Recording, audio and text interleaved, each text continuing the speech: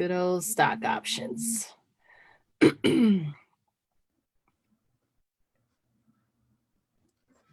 that's what I was doing.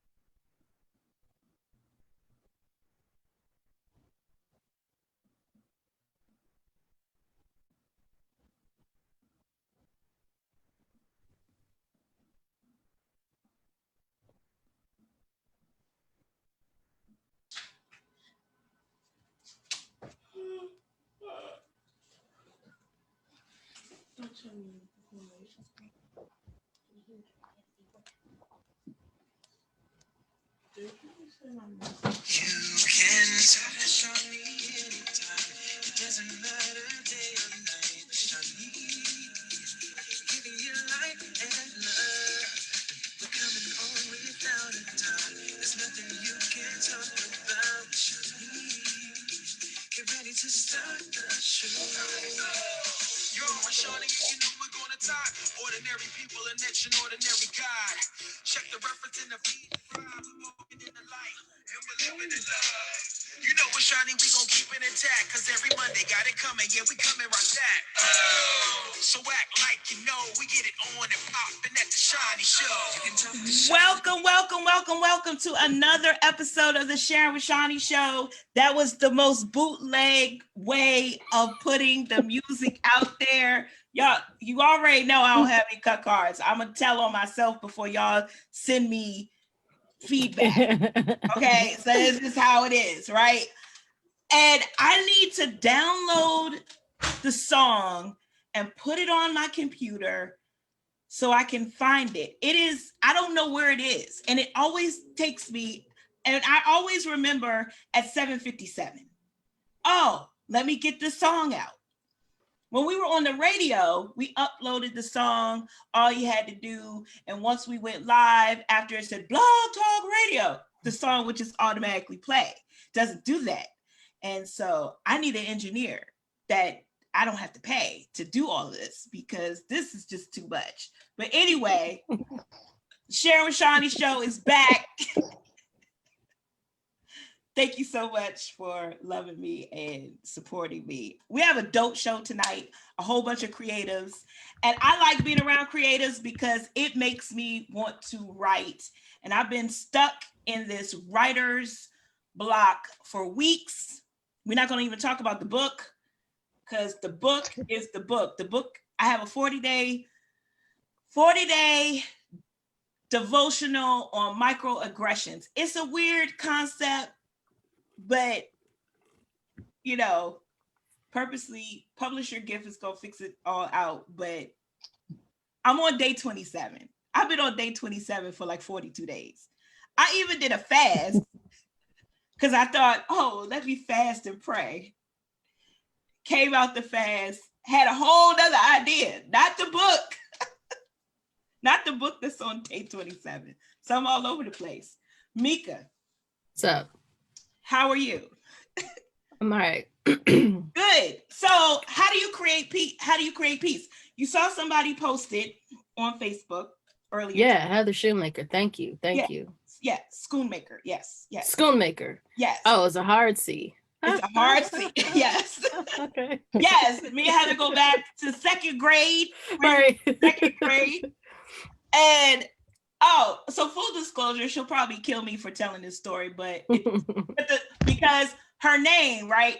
So I thought I was doing something. She got married. I was on bed rest, couldn't make it to the wedding. So a year later, I'm like, I remember when she got married. It's my best friend. I'm going to send her up. What do you send for first year anniversary? Send paper. So I sent them a gift card to their favorite restaurant. And I put Mr. and Mrs.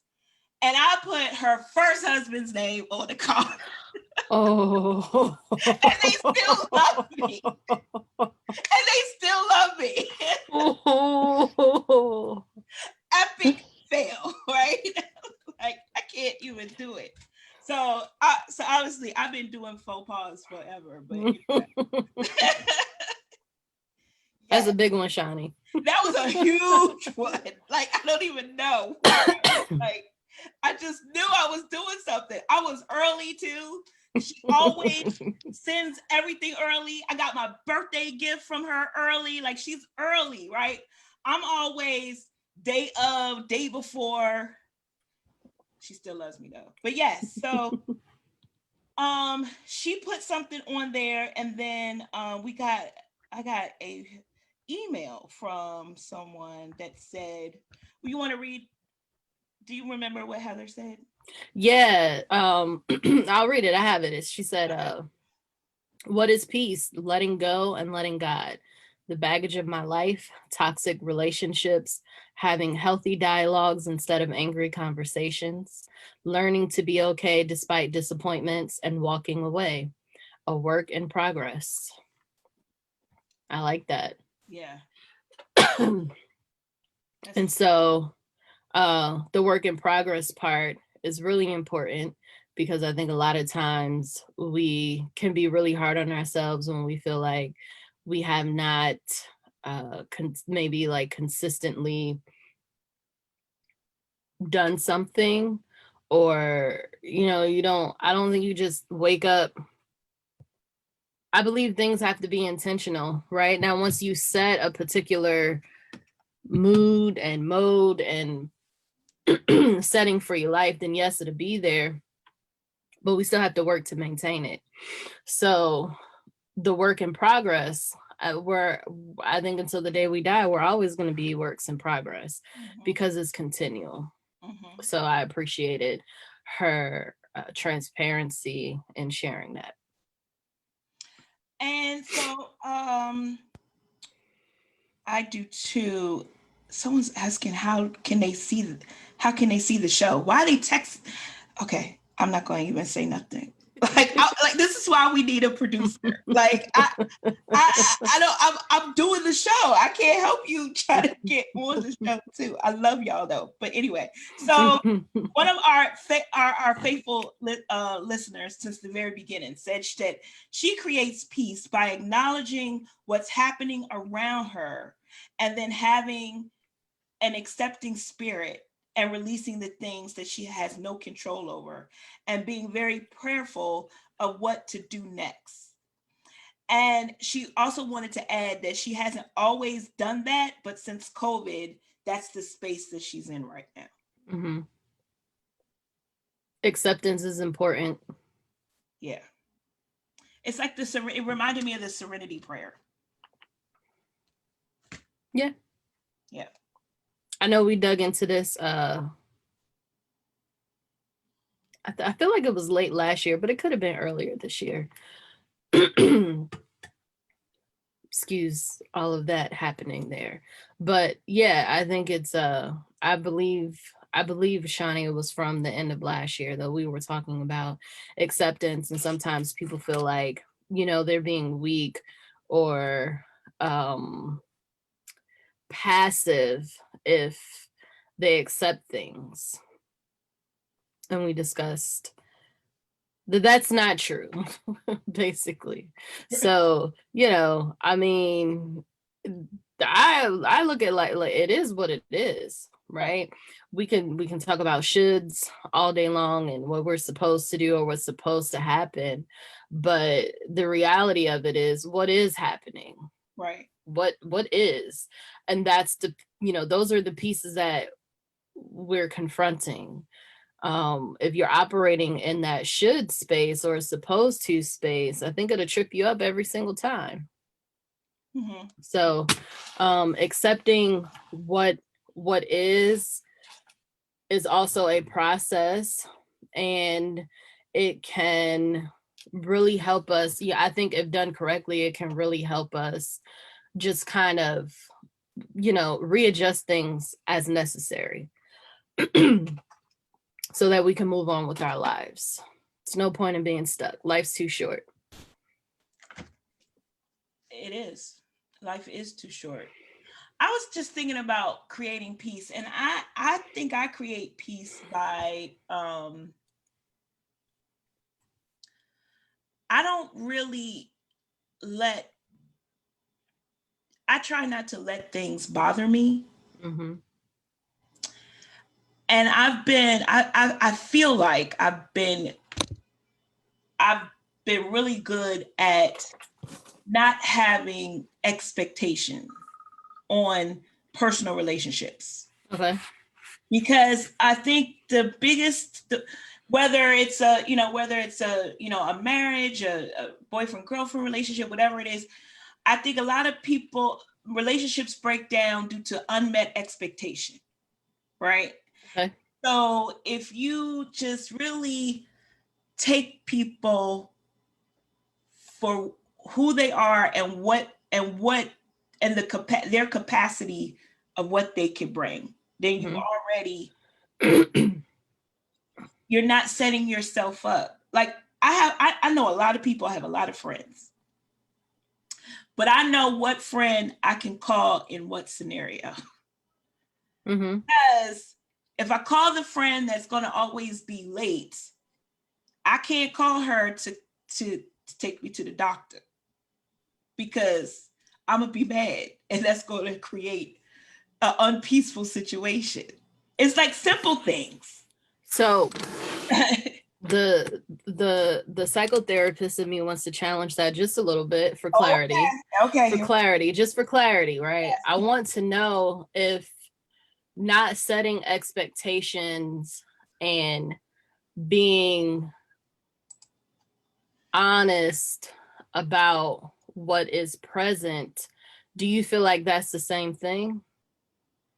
Absolutely.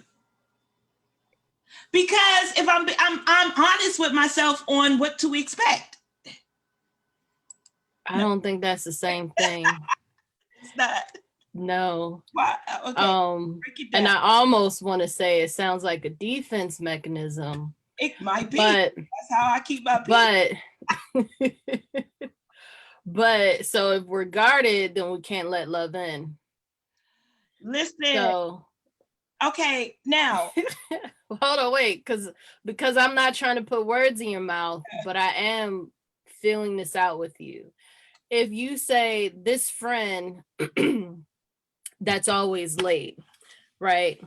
Right. Okay. And I'm using an example, please. Yeah. No. Don't be texting me asking was I was I right. This is a hypothetical situation. I know all my friends are clutch. Listen, don't even, please. No, I'm good. You don't have to do that with me. I get it. So if we have a friend that's always late, right? If we expect that friend to get us somewhere on time, is that an unrealistic expectation? I think it depends. I don't think anything is linear, right? No, it doesn't. Okay. And my expectations. So my friendships, my expectations between a friendship and maybe an intimate relationship are going to be very vastly different. Because I set expectations on the type of person I want to be with, right? Okay. One that's supportive, right? One that's gonna have my back. If we ever get to live events, that's gonna help me set up, and then be behind the scenes or whatever. I expect that, but I'm going into that relationship asking what I want, and it's going to be a yes or no thing. Like we're not going to be like months in and be like, oh, so yeah, I'm on my 10th event. You haven't supported me or anything. Like we're not even going to have that conversation, because at the beginning, I set the expectation. So do you have those types of conversations with your friendship relations as well? It depends. Like, I don't know. Like, I've had long-term friends. So I had friends that I've known since I was 7. And at the age of 7, you don't really talk about your expectations, right? but you've evolved. I don't know. I did. I expect you to share your lunch with me. Say, no, I'm playing. But I just feel like, I feel like I don't want you to answer. Okay. Because I'm not trying to put you on the spot or anything like that. My main point is there's nothing wrong with expectations. Make them realistic though. Right. Yes. Right? Yes, absolutely. Okay. Make them realistic. Even that friend that's late, at some point you got to be able to rely on her, or it's a one-sided relationship. Oh, absolutely. Okay. Right. So if I want you to take me to the store and I called you an hour ago and 2 hours later you show up, that's one thing. But if I'm relying on you to help me get to a doctor's appointment because I need your help, I'm definitely expecting you to get me there on time. Right. I don't really care about you always being late. This is a moment in a relationship where I'm relying on you and I've expressed the importance of getting there on time.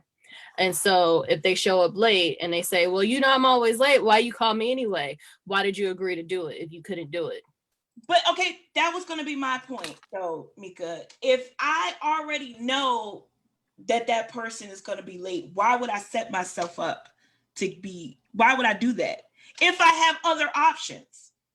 Okay. Other options is fine. I get that. You still letting that friend off the hook. But I'm going to leave it there. I'm going to leave it there. Because that whole thing when people be like, well, that's how they are. She's always late. That's a cop-out. It really is. It is a cop-out. And it is a way for us to lay in our comfort zone all the time. That's not a true healthy relationship. It just is not. It's not. Not when you're talking about friendships. That's not a healthy friendship. You got to be able to rely on somebody at some point. Yeah. For something. Maybe not for a ride on time, but for something. Right? Right. Just saying. Think about what relationship means. Think about what friendship means. Yeah. So if it's just a person that you holler at every now and then, okay, and I completely understand putting people in certain boxes, but for me, friendship, that's a serious thing. Right. And I am typically delayed in arrival. Right. When I know something is important to somebody and they're relying on me, whether they have other options or not, if they ask me for my support, I'm going to make sure I'm there on time. Period. Right. I don't have no excuses. Hey, so we got some comments going on about this. Already, this is the hot topic. So I don't know what they agree on, but Rico Montana said, I agree. Can you share what you agree if you're still watching? Expectations ruin relationships, says Crystal. So original Mary.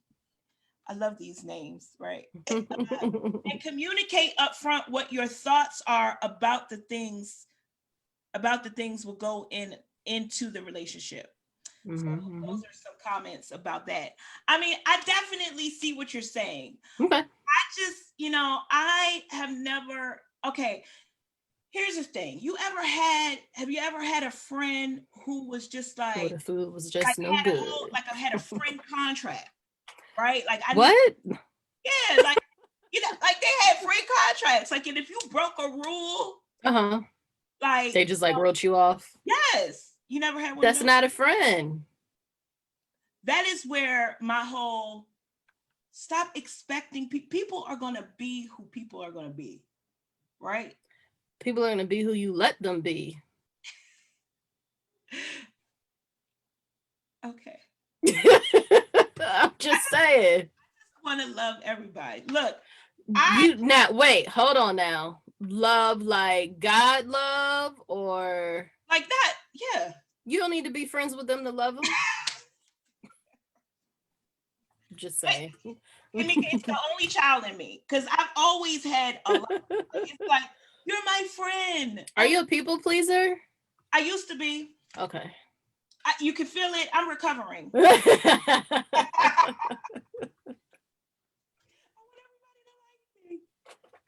Yeah, no. Yeah, I'm about to be 45 in 2 days. Mhm, I don't mhm. give up. I really don't care if you don't like me. Which is why I can come on here and say I bootleg the theme song because I don't care. What is our wellness whisper of the week? So we're still on creating peace and understanding how we do that. And having healthy expectations is definitely a part of that.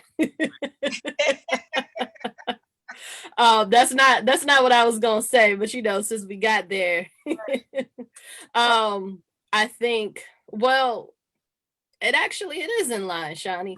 Set appropriate boundaries, right? That's what Miss Crystal is saying. Or is that Chrissy? Why I can't look? I got new glasses like a month ago, but I don't think they work because I'm still going like this and I can't read. This is gonna be a funny night.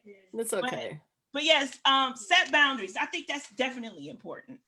People don't like them though. No, people don't.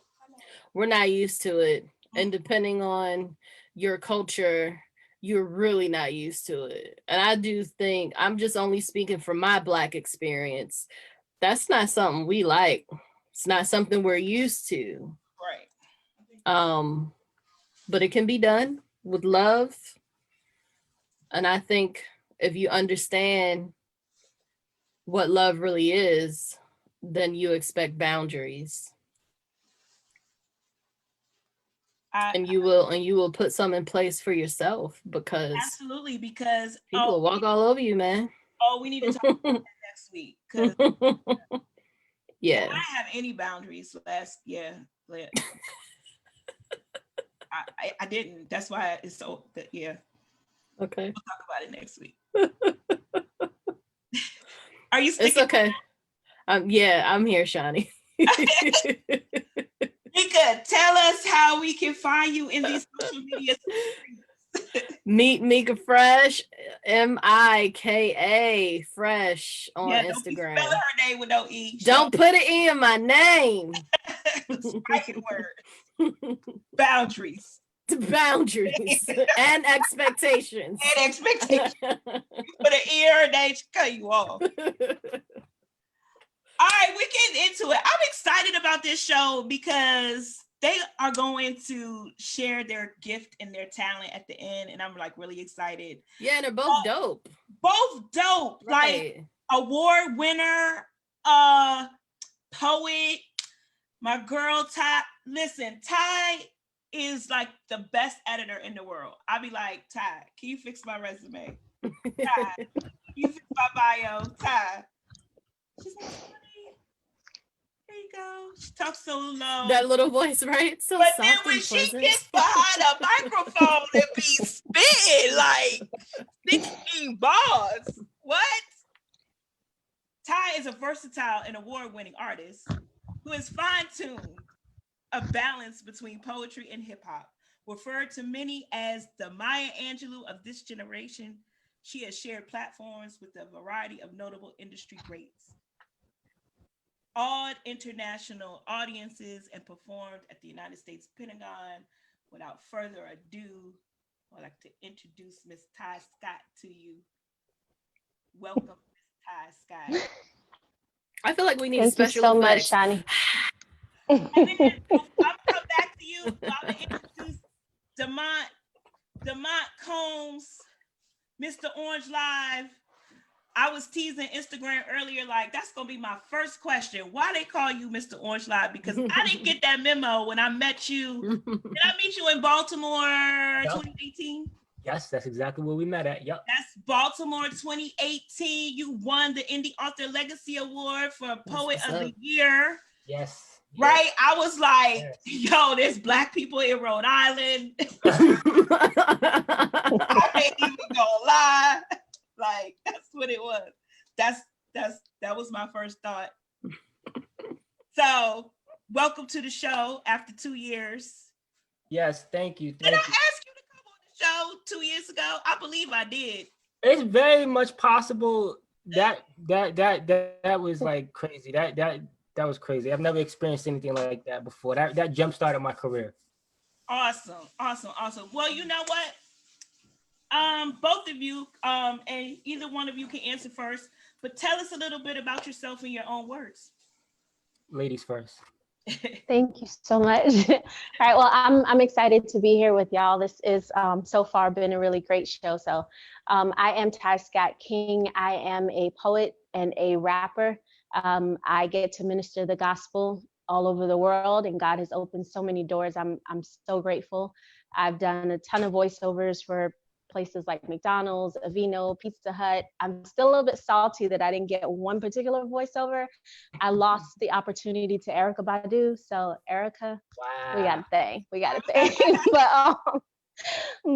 Yeah, I've been writing since I was 8 years old and using this gift since I was in my 20s. Shout out to the Poetry Lounge here in LA. That's where I got my start as a poet, and then moved to Atlanta and added rapper in there. So for the last decade, I've been a solo artist, and I get to do what I do poetry and hip hop in a nutshell. That's amazing. Demont, what about you? So my name is Demont Combs. My stage name is actually Mr. Orange Live. And to answer your question as to why they call me Mr. Orange Live, Mr. Orange was actually the name given to me by my friends in the poetry community because I would always wear orange to the event. And then I wrote a poem about it, and then it became a part of my book. It became part of my mythos about who I am and what I'm about. I'm from New York City. I grew up in New York City, and I came to Rhode Island maybe about 9 years ago. And I started performing at the open mics here. And, you know, I went every single week, kept performing. Then I decided to do something with my poetry, and I published 2 poetry books, my poem, my riddle. Then in 2018, I decided to go full-time into poetry as my main bread and butter. Being inspired by so many great artists here in Rhode Island who are Black and have done it full time. And then I won within 6 months, where we met at 2018 Poet of the Year. And I believe I competed against like 800 other artists.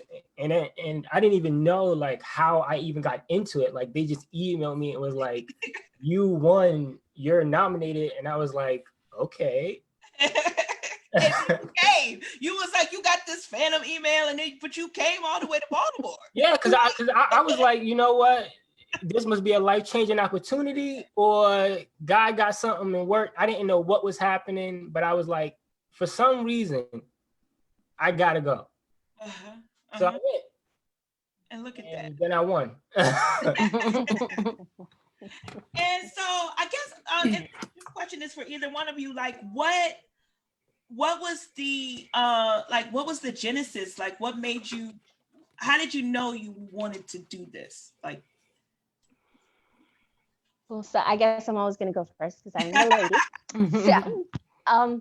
So yeah, like I was saying, I started writing when I was 8, and I remember I used to always think at 8 I thought I was gonna be like this big time singer. I thought I was gonna be like the next Whitney Houston, and I would sing all the time in the hallway and stuff. And I had a teacher, or I don't even think she was my teacher.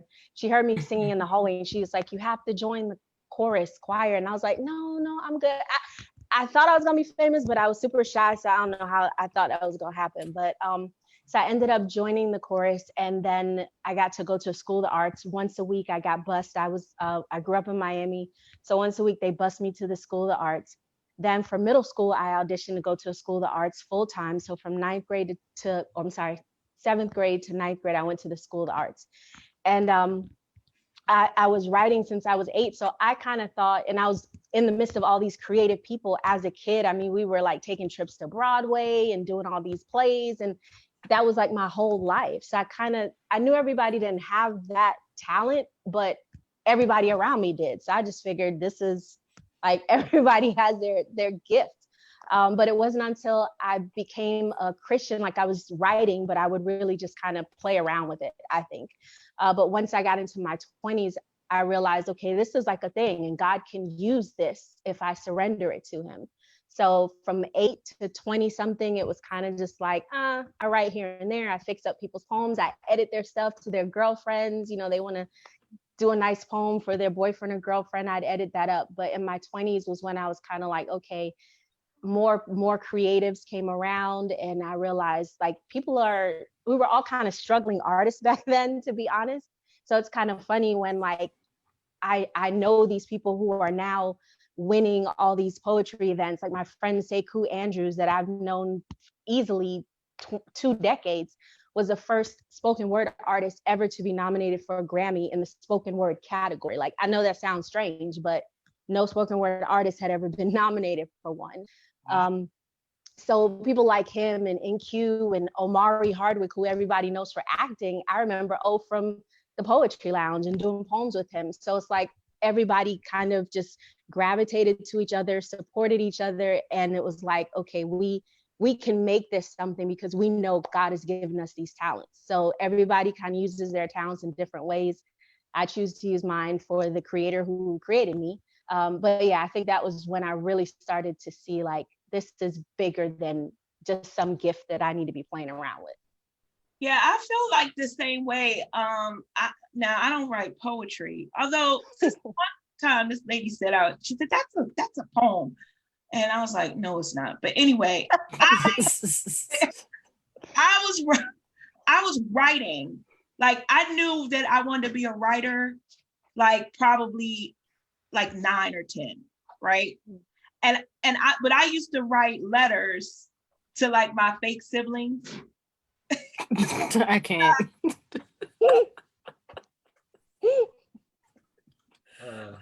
Poor thing. That's why she froze on that part, because it was so crazy. Shani could have wrote to some of my siblings. I have 5. She could write letters to all of us. So how I got started wasn't as glorious as yours.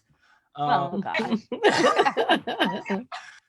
When I was younger, my handwriting is like really, really bad. So when I was younger, my teachers told me to continue writing in order to improve my handwriting. That doesn't work. Just letting y'all know. It does. But I kept writing, and I just kept writing. And then what happened was the easiest and most simplest form of writing for me is poetry. But I didn't get into poetry until I started putting my poetry online, and I started getting really bad like reviews. And I was like, oh no, what's happening here? So I started studying the art of poetry, and the more specifically, the written poetry, the limericks, and all those kind of things. And then I became enamored with it, and I kept writing and kept writing. And it wasn't until actually I got here to Rhode Island that I had left. When I left New York City, when I came here, I didn't have anyone because I went to college. I didn't really know anyone. So I needed something that was going to keep me sane and stable. And poetry was that. It became that for me. So I've had many, many great poetic leaders here in Rhode Island and in from New York. Blue State Coffee House was basically where I got my poetic start at here in Rhode Island, performing. And then Cafe Soul is where I took off, and I've hit many stages, many stages, and have had many influencers since then. But that's basically, my humble beginning, starting there. Damon, Demont, why, what type of poetry do you write? I write free write, but I'm well versed in many different types of writing styles because I've studied most of them. I teach most of them. I don't know if you know, but there's 52 different types of poetry out there. No, I did not know. There's roughly about 52 different types. So the majority of them is a rhyming format. And then the rest of them, you have free write, limericks, haikus, sonnets, and so forth and so forth. And there's many different writing styles, and there's also performance written styles. So I like when I teach, I like to break up poetry into 3 categories: written, performance, and freestyle, or free verse, as some would call it. And I guess this question is for Ty. How hard or or maybe it's not hard, but how hard has it been to be a Christian rapper, getting into mainstream? Because I'm gonna be now, not your music, because I like, Go ahead, go for it. but there is some would say that Mhm. Christian rap is kind of corny. Some would But say, Well, yeah. huh? Christian rap, when you take those letters, it's crap. So it makes sense. It makes sense. How hard has it been? I I think, well, I know that there are a lot of really amazing Christian artists, right? Yes, But people have to kind of search for them. All yes. these, you have to like go down the hole of Google and like really, really Because search. it's not the Um, ones that made it to mainstream. I'm not saying any names here, but all the ones I like are underground Mm. in the basement um, of churches. and that's how hip hop started, right? Yes. All of these like BDP and Q-Tip and all those guys, it was all underground at some point. So I'm hopeful it's kind of starting to break the surface, right? But I guess because I rely on God so heavily to open doors, I don't think about the doors that don't open. Oh, I just focus on the ones that have opened, and I go through those doors. And then when I go through those doors more, it's like Publix. I don't know if Publix is big in the South. I don't know, but Publix is a grocery store where the lights come on when you go down the aisle. That's my life. I go down and the lights come on, and more lights come on, and I keep going down that way. So I would say that there definitely have been opportunities that I'm sure I've missed, because people know when I come, I'm gonna represent who I represent. I don't make everything like Jesus, Jesus, Jesus. Actually, I have a song called Rock, where a lady at my church, this was a very long time ago, she loved me up until I made Rock. And she was like, you have left the Lord. I was like, because I'm telling people, if you rock, lean to the right, lean to, like, I'm building motivation in people. I left the Lord because I'm not saying Jesus, Jesus, Jesus. But so I'm sure that there are doors that have not been open to me, but I praise God for every single door, from TBN to the Potter's House to the church in Snellville, Georgia, that nobody's ever heard of. Like, I take all of those opportunities, this opportunity, like I try never to take anything for granted, because people see you. I've had one person bring me in for like 3 years, one person, not a church, one person who was like planned major events, brought me in for like 3 years because she knew that that's what God told her to do. So who would I be to be like, oh, this is not big enough for me? Nah, I'm going to go there and I'm going to minister till I can't minister no more, because I know it took her something to get to that point. So yeah, it's different. It's harder. There are less opportunities or whatever on the non-Christian side, but I've had a lot of doors open. I've been on TBN, I've been on BET, I've been on secular radio shows, Chuck D's show. Like, I don't know, God just puts me there, and I'm like, cool, it's showtime. I love it. I love it.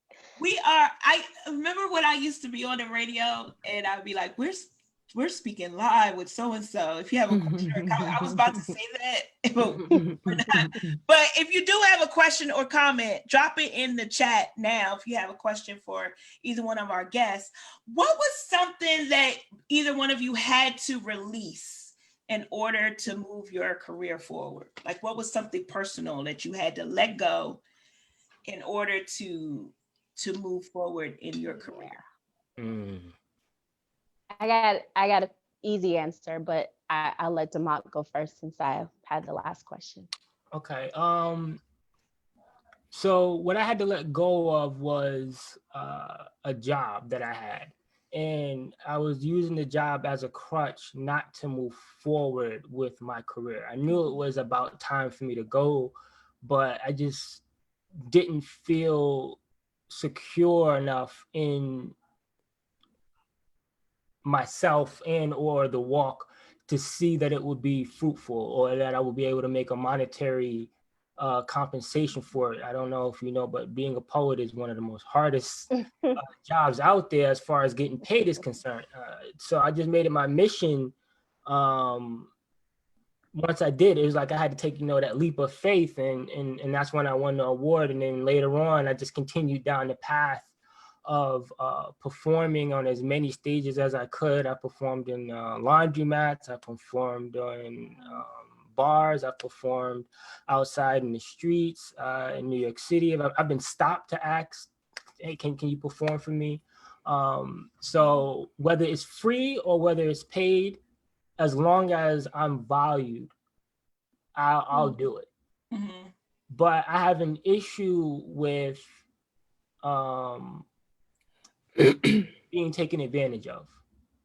And I have an issue with artists not valuing their own work. Like if you've been doing this for 20 years, if you're a rapper for 20 years and somebody comes to you and says, we want you to do this show, but we don't have enough money to pay you, but we'll give you this, I'm perfectly fine with that.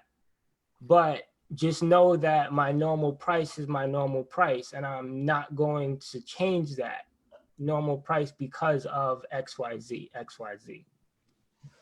Do you find it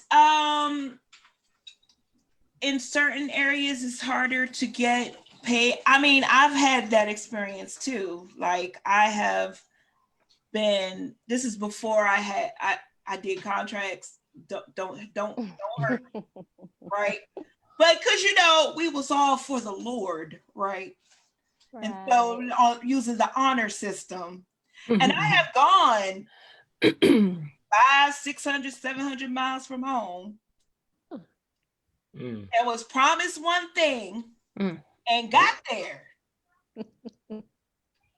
I'll be the one busting up in the room. I've definitely had to do it before. Like, through the grace of God. Y'all can't lock me out of this meeting now. I need gas money to get home.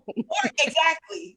Right? Because I went there with like $1.12. Like I remember I went to South Carolina with $1.12 and 200 books. And that lady told me she had to mail me my check. Let me tell you about the power of prayer. But then that's when I realized, look, I have to have a contract. Like I can't. That was and don't even like y'all and Ty. You already know Ty Davis, right? So when I got home. I got the biggest love curse out ever.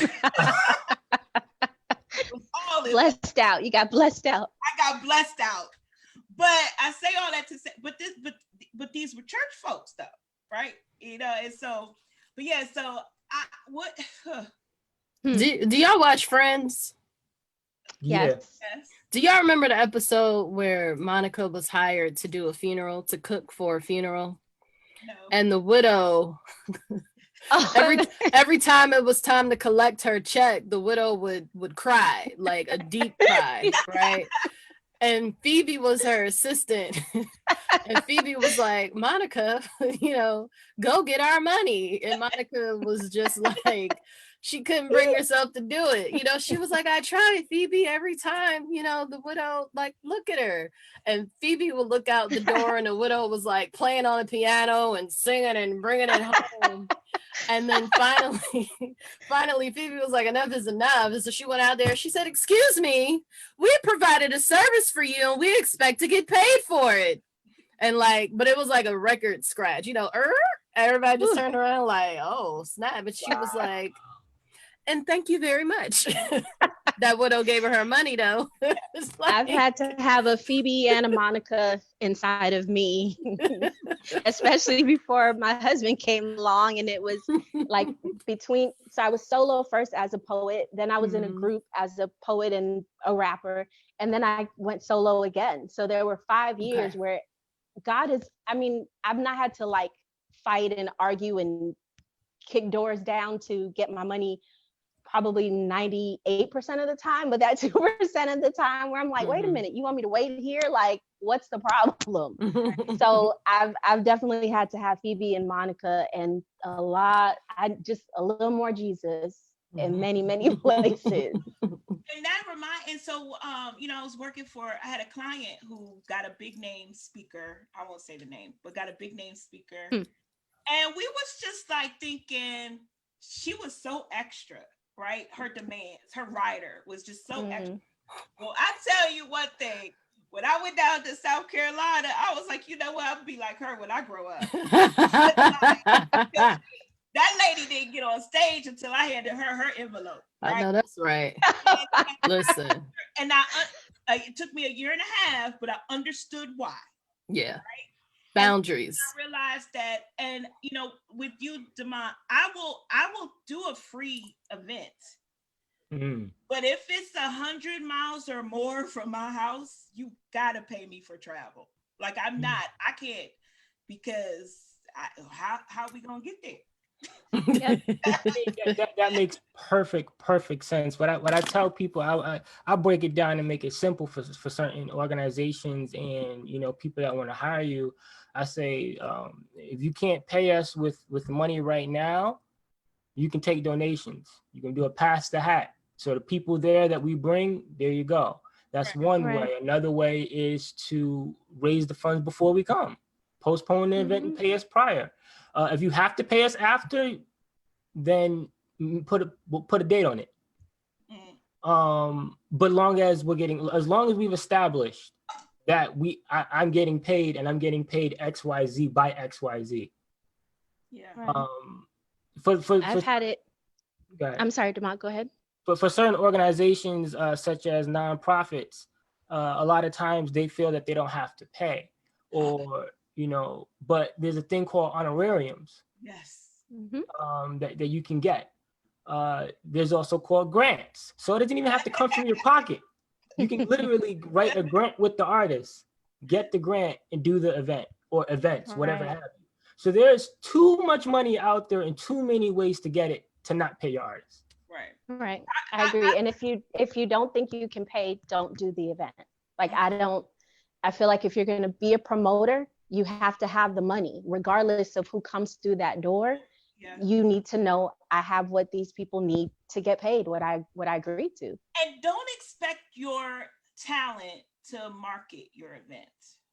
I mean, it's all good and all definitely we're going to market anyway, because we don't want to come to a empty room, right? Right. But there's this expectation that, oh, well, I'm banking on their, I'm banking on their name and their marketing. Because if I'm marketing my event and then 50 other million events, I might not get to your event in time for effective marketing. Right. And so so that's what I would challenge promoters too. I know when I used to do open mics, I did not expect my featured artists to market. And I was bad at marketing because I was by myself. I remember one time he was so gracious, but I gave him money out my pocket because he came, he was the talent was the only one there. Oh, and Alicia. She was like 5. We're not having a show. No, not tonight. Funny story. When I was living in Atlanta and I was in the group, we had an event that we had been on our calendar for I don't know how long. And we had done a ton of stuff at this point. So we go to this church and the sound guy is setting up and we're, getting ready. And the person who's hosting the event comes through the door and we're like, okay, well, where is everybody? Like, should have been started. Like it's supposed to be starting now. She's like, oh, I'm sorry. I got the dates mixed up or something. Ooh. She said, nobody's coming today. We were like, okay, so Mr. Soundman, play the music and we're just gonna have a party. It's just gonna be us. We're gonna use this as practice. We're gonna bless you while we're here. Right. And then, you'll settle whatever with us and we'll come back if we're available. Like, it was just wild. Like, this is weird, but wow. Took it all as practice. All is sowing seeds and preparing for the next thing. What are you guys up to now? I know, Ty, you just started a podcast with your husband. Can you talk about that? Talk about any sure. That going on? Sure. So my husband and I just started a vlog called Love Beats and Marriage. My husband is also an artist, Sunday Night. He's a producer as well. So that's where the beats comes in, love, because, you know, marriage, love, all that good stuff. So we just aired our first episode. And the first episode, was about money and marriage. And it was great. That's one of my favorite subjects and one that makes him like queasy. So we've been married 7 years. So that's our vlog that we just started.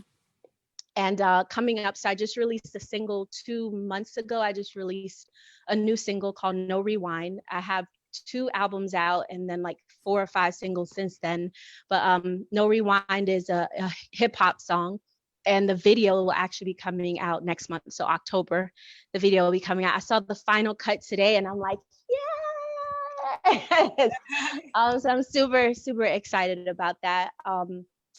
I'm working on my audiobooks. So I've written a poetry book and a fiction book for teen girls. So I'm working on the audiobooks for both of those. And so I feel like there's tons of other stuff, but I'll stop right there. And Mr. Orange Live. Let's continue off in 2018. So then the following year in 2019, I won Rhode Island Mentor of the Year. And then in 2020, I went on to, around 2019, actually did like 100 events, right? So then in 2020, COVID hit, and that pretty much put a stop to a lot of things. So I had to like claw my way back up through COVID to try to figure out how to adjust. And now I'm finally at a good place where, although I've missed a couple of opportunities due to COVID, I'm in a much better place, still trying to figure out this online switch that's happening. But in October, I'll be doing a masterclass online provided with my partners at Frequency Writers here in Rhode Island.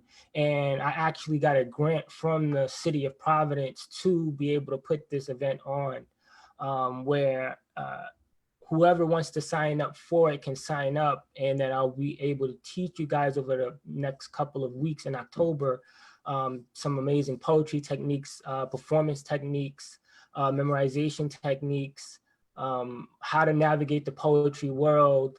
And then one lucky person who's able to master this art within that particular point in time will be able to come to my award grant winning open mic called Tell Your Truth. And they'll be able to feature at the actual open mic. Awesome, awesome, awesome. How have you been able to like pivot? I be trying not to say that word during COVID, because I mean, it is hard, you know, doing live events. Of course, you can't do them. So have you, and then, but Ty, you pulled out a single during COVID. So Yeah, because my husband's a producer. So it was, you know, he's making the beats all the time. So it was super easy for that. But I wanted to say to Demont, oh my gosh, Providence. In early 2000s, the LA team came to Providence for the National Poetry Slam. And Providence was super scary to me. I can tell you why some other time, but I dreaded going back to Providence area because of that. Like, well, I'll just say all the clubs get out of at one time in Providence, I guess, by the college. And there was a club called Hell, and then they brought like the paddy wagon out. It was just, I grew up in Miami. I'm from Jamaica. I've lived in LA, New York. That was insane to me. But shout out to Rhode Island, because I got the opportunity to go back and it was great. But that scared the crap out of me when I came to Providence. I'll tell you about but yeah, it's that was really, really scary.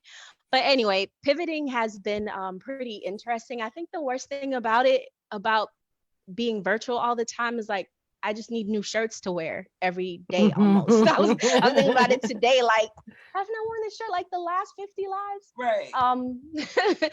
But God has given me a lot of opportunities to still be able to connect with churches. Like there was a church recently in the Virgin Islands that asked me to basically do like a 15-minute set online and send it to them so they could air it during their broadcast, or just live opportunities, different things. So God has really opened a lot of, he just keeps opening doors. I'm just like, okay, Lord, another door. Thank you.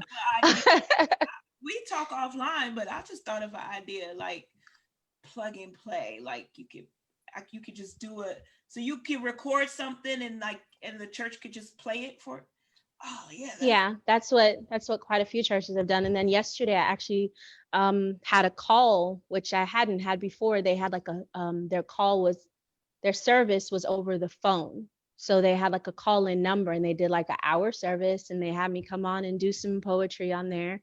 So pretty cool opportunities. I mean, people are definitely getting really creative. I do a thing with a friend of mine. We started an organization called Clue, Christian Ladies United, and we did a live concert a couple months ago, brought in a couple other women in hip hop and Christian hip hop, and just put together a live Clue concert. That was at the very beginning of COVID. So opportunities like that. And then, you create your own. My husband and I had like a live concert, I think a couple weekends ago, and people tuned in and, just creating opportunities. Yeah, creating your own content space. When Go ahead, Demont. when COVID hit, I had to ask myself, what does the Rhode Island community need, or what does the community need in general? And I figured I start the open mic, and I switched from doing a live-based show to online. And I did that for a couple of weeks. And then what happened was the internet started catching up to me. So I had to switch gears and switch all the way. And I've been working with the Langston Hughes Poetry Committee out here for a couple of years as a teaching artist. So I went and I did an event with them, the Decameron in Providence, where I went and I taught a bunch of my students over the years, and we put on a show for them. Then I moved over to film, actually. I actually produced poetry, videos, and film. And I'll actually be going to New York City in October to in New York with the Queens Underground Film Festival, where my work will be featured, and I'll be a judge and I'll be performing. And my film just won in Chelmsford, Mass. 2020, I got second place as fan favorite. Thank you. So pivoting is like, and then now, once I'm done with all this, I want to focus again on what the community actually needs. And what you guys have to realize that art isn't really one of those things that's high up in the food chain as far as money's concerned. Right. As far as the government is concerned, as providing money for them. So a lot of the grants here in Rhode Island are struggling. And I want to put a call out to all the artists out there in the different cities and different states that you guys need to get together and pool your money together and work with each other and support each other, because right now we have to wait for legislation and stuff to be signed. And some of us can't wait that long. Right. That's really I agree. glad you lifted that up. With before you go, you guys promised that we'll hear some of your work. I thank you guys for coming on. I do want to shout out a few people. Hey, Shani. Yes. Before you do that, I want to rewind just a little bit. Sure. When you asked Ty what was going on, like what she was working on and stuff like that. I feel like everybody missed it. She dropped a real big jewel though, where she said, like, I don't worry about platforms. It's just whatever God has, right? Like he puts me there and I'm like, oh great, I'll just do it. She did. I thought we snapped, but I don't know. Nah. I thought I was at a poetry lounge and I was doing my two fingers, but she did. She did drop a jewel. She really did. It's important. I wanted to highlight that because, especially creatives and all of us on this line right now are creatives. We can, I guess, be pulled into, the state of worry with social media comparison and things like that, to hear And then I have this accountability group too, where we've really been talking about, you know, just like big faith, bold faith, and what that means and what that looks like. So when you said that, it really was just kind of confirmation for me. So maybe I'm being a little selfish right now, No, but I just wanted to point it out because faith, I think faith and trust, they are also very much necessary for creating peace. absolutely. That's Oh, true. look at Right. you brought that That's true. together. That's what I do. You did that. You pulled that back real good like that. That was real tight. Okay. I appreciate that. No, I'm not even. No jokes. There it was all for real. You making me blush. Stop. No, because Yeah. because thank you for co-hosting because I missed all of that.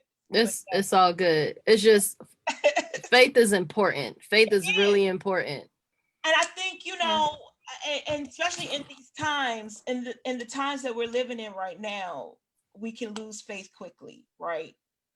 And we just gotta, you know, I was preaching yesterday, and I, you know, just being mindful of who God is, and Yes. and just reminding ourselves that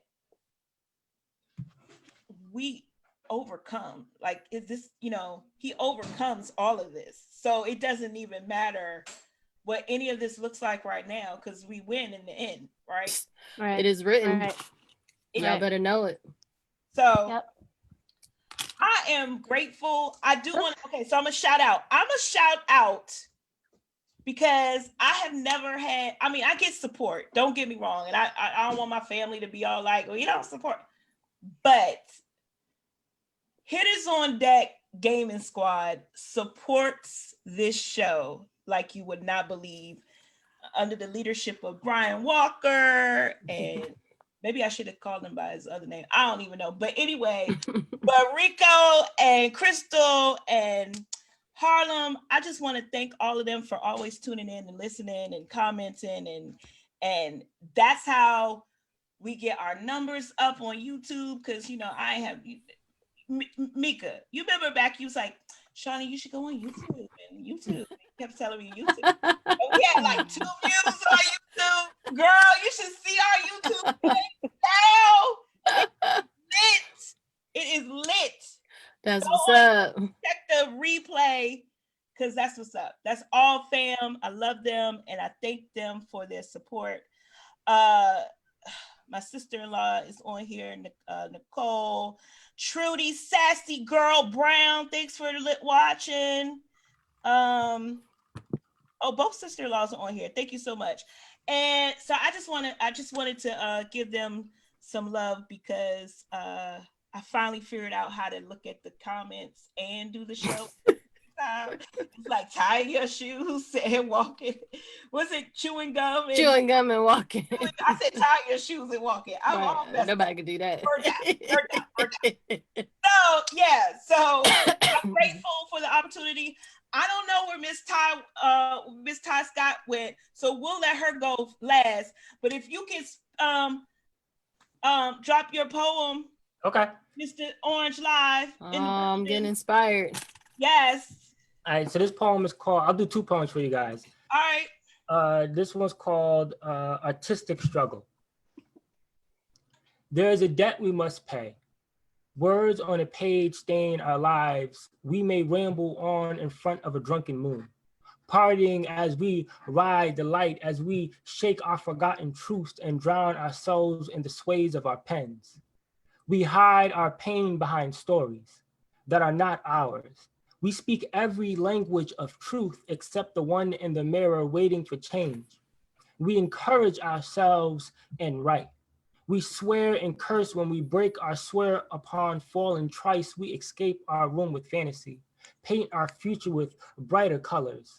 We are masters at hitting the nail on the head, but oftentimes that hammer is the pen, break reflective stereotype we see in the mirror.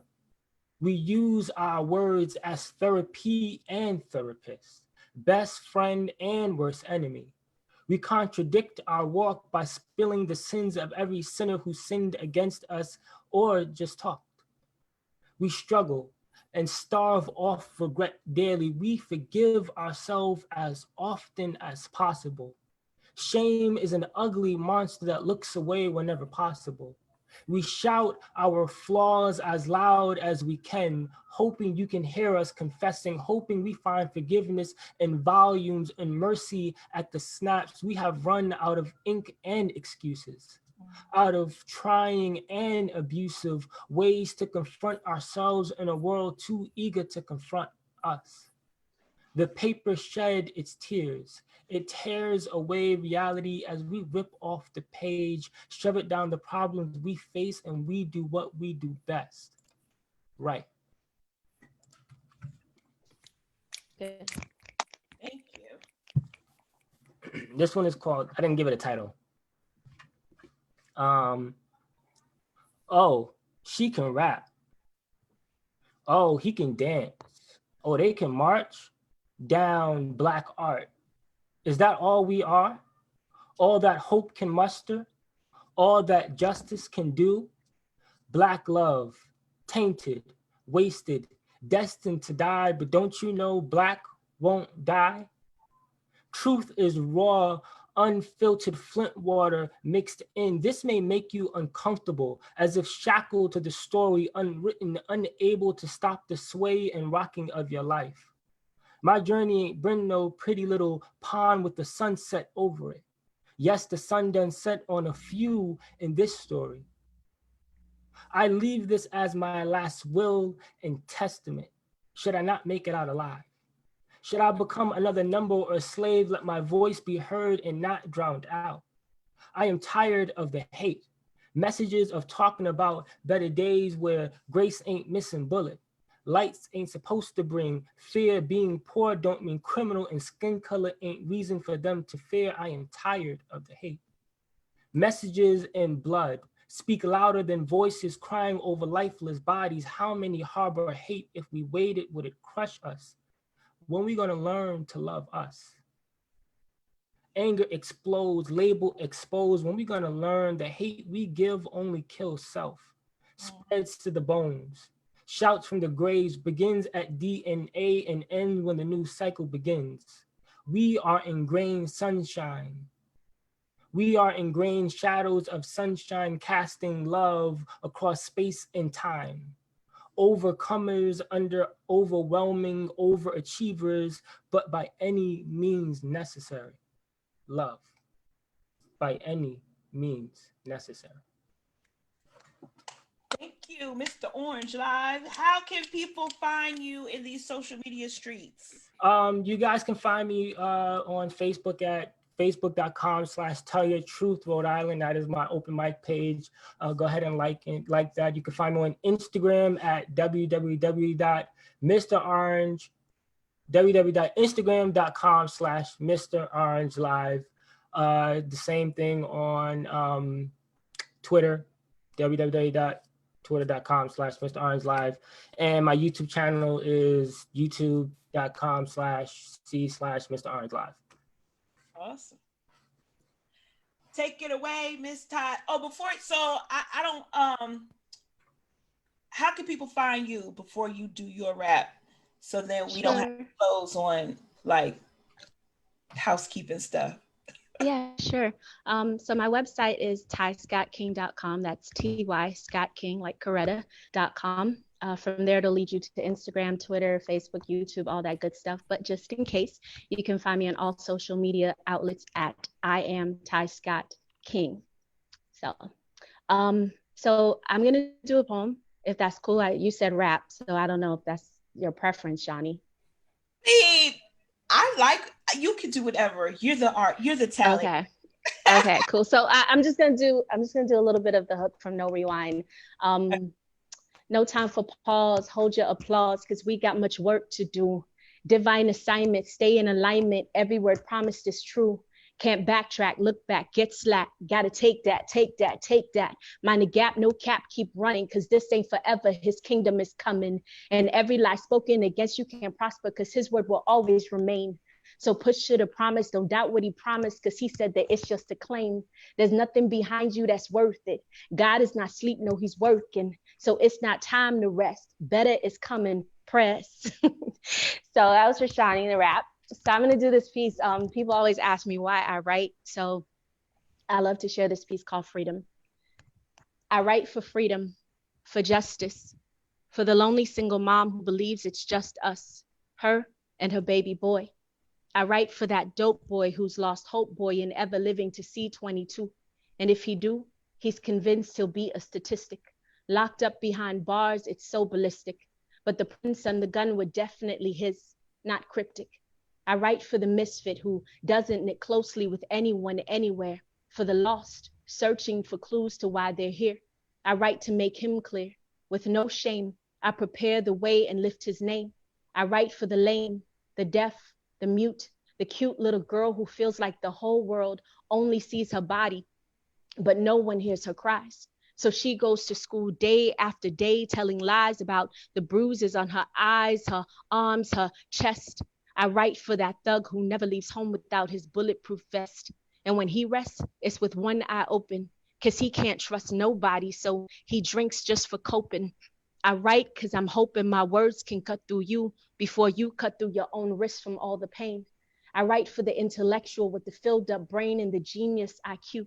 I put my pen to paper and write for you and for me too, because I see the skew in this world and I know that it's falling. So I write to let you know that the Father is calling, because there is better than this, clearer weather than this. And if you hide in his shelter, his cover won't miss. He's faithful to replace your bitterness with bliss. So I write for this freedom, for justice, to tell his story, because it's not just us. See, he walks with us, and his presence, it's more than just a song. It's how we get along and survive. It's how we'll thrive, connected to him. So to draw all men, I pick up my pen and fill lines with prose. I spit bars to give hope to the ones behind those. I write to help lift you from your lows and remind you to fly high, because you can touch the sky. You don't ever have to die. See, forever is found in Christ, no lie. So I write for freedom, for justice. I write to tell his story. I write to give God all the glory. Oh, this is why I love doing this show, man. Like you're all the way in California. You're in Rhode Island. Mika's in Virginia. I'm in DC. We're all over social media. This is why I do this. This is why I do this show. And I am grateful and honored to know you guys, to collect, to like, we're gonna get there. Oh my goodness. And that's not even okay. So I went to a comedy show last night, and that was supposed to be the special. That was the name of the special. But I really feel like we're gonna get there. We're gonna get like out of wherever we're trying to go. We're gonna get there, and I'm gonna meet y'all there, because we all have like. I'm just excited to know y'all. Thank you. Me too, Shani. I think I just got out of my writer's block, y'all. Like I really feel inspired. Right, listen. Iron sharpens iron. Iron sharpens iron. Yes. And like hold me accountable. Y'all can call me out on Facebook and be like, Shani, did you download the song for next week? So you don't have to be holding your phone to your microphone. Get it together. I want to shout out. Look, y'all see my face? I got a camera, a webcam. Somebody sent this to me for my birthday. Don't know, but I know it's somebody that watches the show. Because they kept saying they couldn't see my face. Okay. I got a webcam. So want to shout out to that person, whoever did that. Thank you very much. Well, that's a little creepy though. It made it to you. You don't know where it came from? No, I think I have an idea. Okay. I just didn't want to talk to people about it.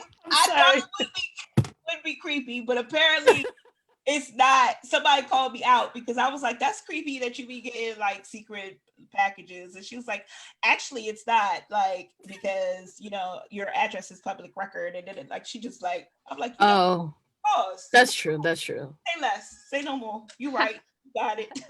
It ain't creepy. I thought it was, but we're gonna howl about that offline. Yes. We're gonna register a different business address. P.O. box. P.O. box. I love y'all. Thank you for listening. All those that came on tonight and dropped your comments in the dropped your thoughts in the comments. The contact information is in the comments. The replay will be on YouTube in a couple hours. The Sharing with Shani Show highlights ordinary people working for extraordinary God, sharing love, light, and life. We only have like 7 shows left before we take a little holiday break. If you know somebody that wants to come on the show, we have 7 slots left for 2020. Hit me up. Thank you. God bless you and peace. Should have did a freestyle tag team. Yes. Why you didn't say that? Yeah. I don't know. Why you didn't say I didn't hit it? Hey, Mika is laughing. Mika raps too. We gonna add. Oh, Mika, come on now, come on. It's my other life. Come on. It's my other life. You be rapping with the young girls with Halo Academy. You saw it. Let's go. I don't even have a beat. I can't rap. I love rap, but I'm not rapping. I need somebody to give me the lyrics and then give me the beat. Because you said give you the lyrics and the beat. Is that what you said? I did. Oh, you just need a ghostwriter like so many artists. So many, right? So many. Because I got this. Well, it's a Little Kim line, but I always wanted to say, I ain't coming for you. I'm coming for your ghostwriters. I always wanted to say that. I just said it. In my mind. Okay, 2 fantasies. I was the lead singer of a band, right? And I was in a rap group in my mind. But before I started rapping, I just had MC fantasies. I didn't think it was gonna ever be a thing. I just mimicked people. So you could do it, Shani. It's not too late. Anyway. Hi. Are y'all freestyling or is the show over? This feels like it would be outtakes. It's the B-roll. It's the B-roll, yes. And I'm ready. If y'all ready, I'm ready. I haven't done this in a long time, but I'm ready. Let's go. Yeah. Mr. Orange Live is calling you, Ty. I wanted to hear you sing. You said you wanted to be the best singer out there. Oh man, no, that was when I was 8, sir. No, sometimes I sing, but it's not a regular thing. I'm singing on my husband's single, Sunday Night. Oh, nice. Which single was it? Smile for Me Now. You can hear me on there. Sunday Night. SONNYKNIGHT. Smile for Me Now. Apple never notified me that it was available. Is it out now? Oh yeah, it's out. All right. Yes. Actually, my husband he's in the other room playing the guitar right now. Nice. I don't know if you guys can hear, but yeah, he's I don't doing hear his thing in there. That's what's up. Wait, so are we freestyling? Mika's going first? Probably not first. Okay. Why you go through Jersey like that? Probably not first, because I haven't done this in years. Let's see. Hold on. Give me a minute. All right. Do y'all need a beat? Can somebody give us? I'm about to pull out my guitar band beat. Oh, she said, Nicole Brown said, "Oh, you a superstar now, Shani. Go drop the beat." Can somebody in the comments give us a beat? No? My iPad. Hold on, let me see some. Oh man, yeah, my laptop is way too trying to far. tell I'd give y'all. y'all a ton of these Sunday night beats. I got GarageBand on here. I'll be fooling around with stuff. I got a Arabian. What you got, Demont? I got an Arabian Night beat. Play it. Put it on. Let me exercise a muscle. Can you hear it? Turn it up. Turn it up so. Yeah. Hold on. You hear it? It's coming in. That's different. It's like cutting in and out. Yeah. If I share, hold on, let me see if I can share my screen. Maybe you won't. Hold on. Did I get Shani, we still live? That's crazy. We are still live, yes. I feel like people are waiting for this though. So They are. No, right? Like, oh. now we must do it. Oh wait, while y'all get those beats up, I wanted to say to Demont how you were saying like people had negative feedback about your poetry in the beginning. When I was in college, I always knew I wanted teaching was like my second thing. So singing and teaching, right? Two very different things. But so I majored in English in college, and that's where the editing comes in. But I took a poetry class, the only poetry class I ever took in my life, and I got a D. I got a D on like one of my poems, and I was devastated. But my professor told me that I wrote too much about love and I needed to like expand. But I was like 19. I really didn't know anything about love. I don't know what I was thinking, but it was really good for me. So I get what you were saying, like that feedback, that criticism, that constructive criticism, all that is helpful. So I would still be writing these really sad love poems if it wasn't for him. If it wasn't for that D. Yeah. That's how I know God puts you where he wants you to be. Because I would have thought, man, I got a D, I should quit this. But he was like, nope. Okay, I got a beat. Purpose for this is like my favorite beat in the world. Oh gosh. All right. Y'all ready? Yes. Yeah. And y'all know the beat. So okay. Y'all know the beat. So here it is. That ain't the beat. Oh, okay. It's gonna play after this. I can't stop the commercial. Can y'all hear it? Oh, the commercial. Yes. Yeah. That's so funny.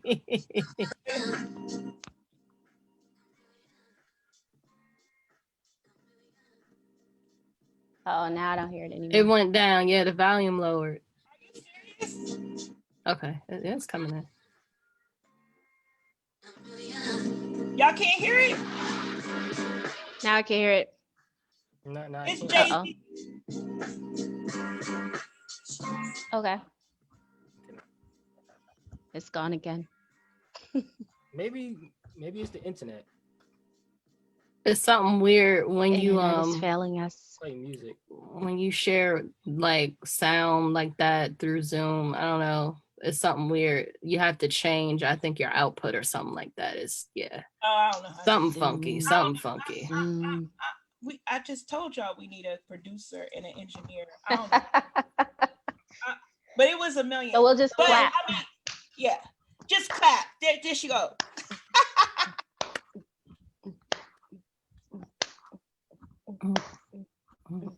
Yeah, I've been unleashed with the heat, bang the beat. Focus is back now, haters to the back now. I got that E320, I'm pushing exceedingly abundantly, that's good looking. And I've been cooking up a fail-proof plan. Took my cares to the master, now here I stand. And life's grand from where I'm looking. Took a kicking, a licking, but I kept on ticking. Now I'm right on time, finna ease through. Got my pass on the glass, let me breeze through. Like the Eagles do, sky is the limit. Lights so bright, dark and night can't dim it. I took a minute, but I shook off the blows. Clean heart, clean hands, was down, but I rose. But in the prayer closet on my knees, hope it shows. Ready for the curtain call, certain now, stronger, y'all.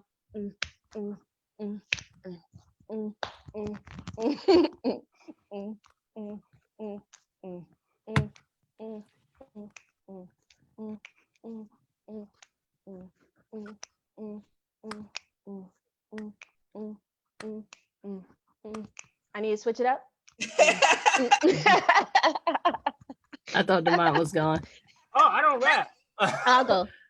Poetry. You can make it a then. poem. You can make it a poem. Later, distraction. It takes you to faraway lands. Hands that continuously move and work, man. Hurt feelings, self-care, great meals, it all here. It heals, it soothes, and provides false confidence that solutions exist. Resist the noun to get caught up in the how. Rock with me now, and I'll show you how. That's all I got. That's all I got. I lost the beat. That's all Shani's turn. Shani's turn. Shani's turn. Go Shani. Go Shani. Shani's turn. Shani's turn. Shani's turn. Go Shani. Go Shani. I got 2 grown kids that will definitely call me champ. I got street cred to live up to. I'll see y'all next go round. Put it out there. I'm gonna get my rap coach to help me. You gonna get your rap coach to help I got a rap coach. He don't even know he my coach yet. I haven't rapped in so long. Oh man, like long. I've been just doing poems forever. I forgot. I forgot I had that muscle. You do. Oh, when I first started rapping, I was like, am I ever going to be able to do poetry again? Like I had to switch so much in my brain. Now it's easy to It's go between different, those two. right? Yeah, Very I think I need to different. use that muscle a little more It's often. like words, but less words. But different. So, yeah.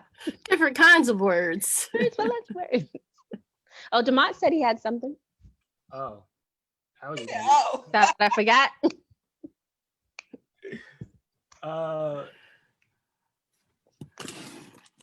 Oh, is that the beat?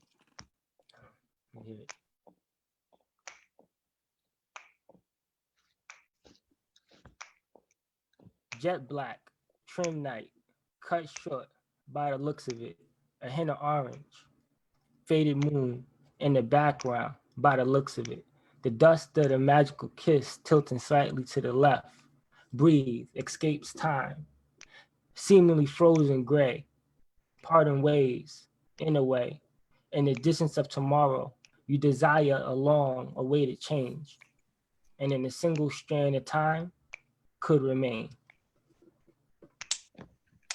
I love y'all.